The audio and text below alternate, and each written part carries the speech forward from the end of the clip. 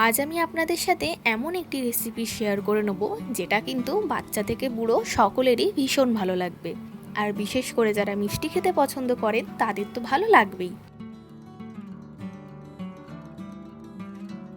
নমস্কার, আমি মিলি আর আপনারা দেখছেন মিলিস লিটল কিচেন।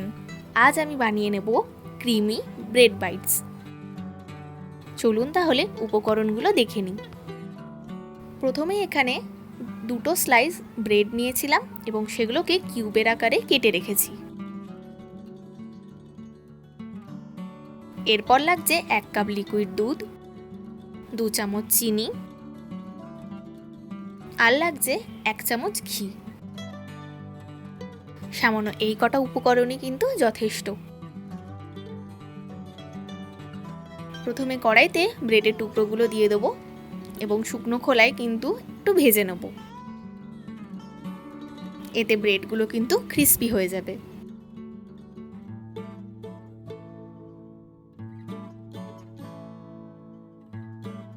লক্ষ্য রাখবেন যাতে ব্রেডগুলো পুড়ে না যায়।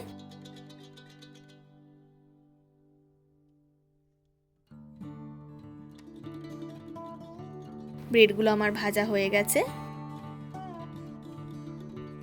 এরপর কড়াইতে দিয়ে দেবো সামান্য একটু জল, দিয়ে দিলাম চিনি।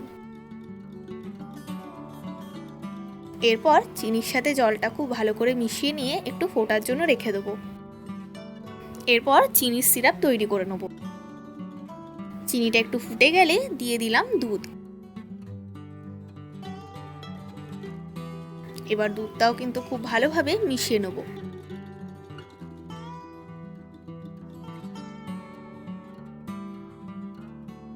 এবার কিছুক্ষণের জন্য দুধটা আমরা ফুটিয়ে নেব।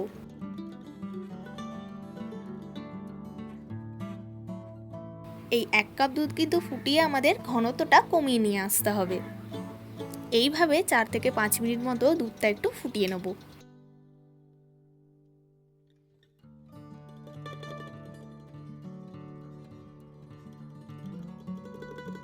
মোটামুটি এর ঘনত্বটা অনেকটাই কমে এসছে। এরপর ঘি দিয়ে দিলাম। এবার ঘিয়ের সাথে খুব ভালোভাবে মিশিয়ে নেব।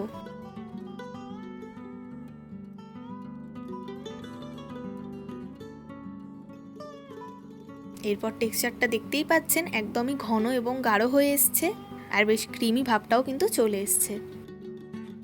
মিলিস লিটল কিচেনে যদি আপনারা নতুন হয়ে থাকেন তবে অবশ্যই চ্যানেলটিকে সাবস্ক্রাইব করে বেল আইকনটি ক্লিক করে দেবেন, যাতে এই চ্যানেলে হওয়া সমস্ত রান্নার আপডেট সবার আগে আপনাদের কাছে পৌঁছে যায়। এবং আমার ফেসবুক পেজটিকেও ফলো করার অনুরোধ রইল। এরপর কিন্তু ভেজে রাখা ব্রেডের টুকরোগুলো এখানে দিয়ে দেবো। এবার খুব ভালোভাবে ব্রেডের সাথে ক্রিমটা আমরা মিশিয়ে নেব। এটা একদমই একটি সহজ রেসিপি, বাচ্চাদের ভীষণই ভালো লাগবে। মাঝে সাঝে একটু মিষ্টি খেতে ইচ্ছে করলে কিন্তু এটা আপনারা খেতে পারেন। ব্যাস একেবারে তৈরি, সার্ভ করে দিন। ভীষণই সিম্পল একটি রেসিপি আর একদমই কম সময় কম উপকরণ দিয়েই কিন্তু তৈরি করা যাবে। আপনারা এইভাবে একবার বাড়িতে বানিয়ে দেখুন, আশা করি সকলের ভীষণ ভালো লাগবে। আবার আপনাদের সাথে আমার দেখা হবে নেক্সট ভিডিওতে নতুন একটি রান্নার সঙ্গে।